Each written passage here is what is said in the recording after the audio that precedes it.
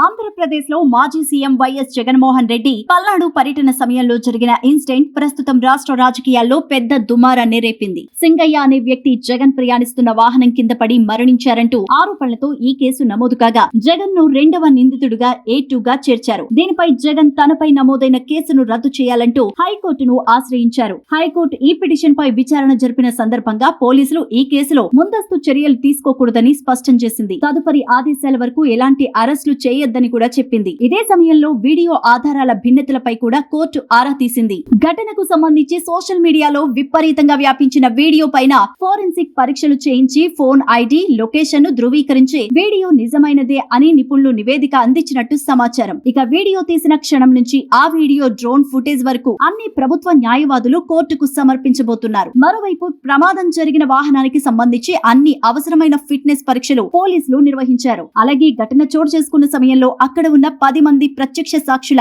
వాంగ్మూలాలను కూడా తీసుకున్నారు. ఇక ఈ కేసులో నిందితులుగా ఉన్న వారిలో వైవి సుబ్బారెడ్డి, పేర్ని నాని, విడుదల రజనీ సహా పలువురు ఉన్నారు. అయితే ఈ ఘటనకు ప్రధాన సంబంధిత వ్యక్తిగా భావిస్తున్న డ్రైవర్ రమణారెడ్డి విచారణకు పూర్తిగా సహకరించకపోవడంపై ప్రశ్నలు తలెత్తుతున్నాయి. అతను వీధిలో పడిన వ్యక్తిని గమనించలేకపోయాను అని చెప్పినట్టు తెలుస్తోంది. ఇక ఫోరెన్సిక్ నివేదిక మరియు ప్రత్యక్ష సాక్షుల వాంగ్మూలాలతో పాటు డ్రైవింగ్ విషయాల్లో సమగ్రత పరిశీలన చేసేందుకు పోలీసులు సిద్ధమవుతున్నారు. ఇక ఈ కేసులో వచ్చే జూలై 1 తేదీన కీలకమైన మలుపు తిరగబోతోంది. ఈ కేసులో కోర్టు తీసుకునే నిర్ణయం రాజకీయ పరంగా గట్టి ప్రభావాన్ని చూపే అవకాశం ఉందంటూ విశ్లేషణలు అభిప్రాయాలు వినిపిస్తున్నాయి.